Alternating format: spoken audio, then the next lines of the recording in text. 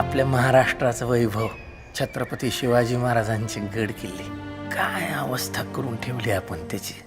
जिथं महाराजांनी आणि त्यांच्या मावळ्यांनी स्वराज्यासाठी स्वतःचं रक्त सांडलं, तिथं बसून दारू प्यावी, गुटखा खाऊन थुकावं, हा विचार कुठं येत असं. काय नागरिक शास्त्राचा विषय फक्त 20 मार्कासाठी आहे ना आपल्याकडे.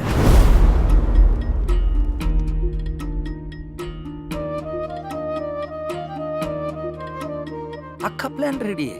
किल्ल्याच्या विकासाची अख्खी ब्लूप्रिंट टनच झालं म्हणून समजा. सह्याद्रीच्या कडेकपारी घुमतो वारा तुझ्या नावाचा.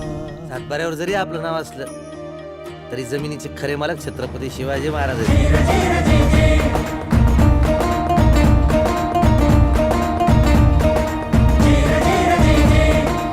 आता तुमचा हा सिंह गेला तरी 72, पण गड जिंकून आणणारच. हा शमशेर पाटील तुम्हाला एक दिस रडवल्याशिवाय राहणार नाही. एक खूप मोठं स्मारक बांधायचंय शिवाजी महाराजांचं. 1600 कोटींचं प्रोजेक्ट असेल जवळ. हो बाई, तुम्ही म्हणताल तेवढ्या कुटीचं करू काय. माझ्या राजा रे, माझ्ा शिवबार. आपल्याला आपल्या किल्ल्याचा विकास करायचा होता आणि यांच्या 1600 कोटीच्या स्मारकाच पडले.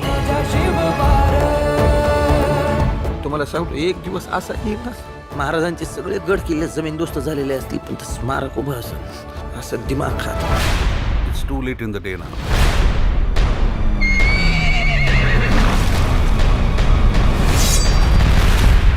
मला एक अशी गोष्ट सापडली की नुसता तणकाच उडत.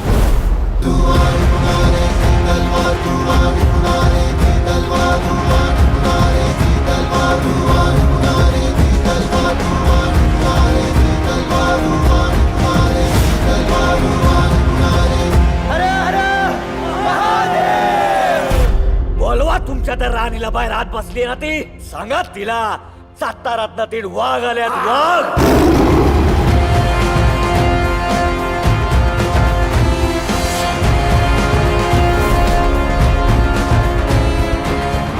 तुमचा हा मावळा शपथ घेतो, इथून पुढे छत्रपती शिवाजी महाराजांचं नाव स्वतःच्या फायद्यासाठी मी कोणाला बी वापरू देणार नाही.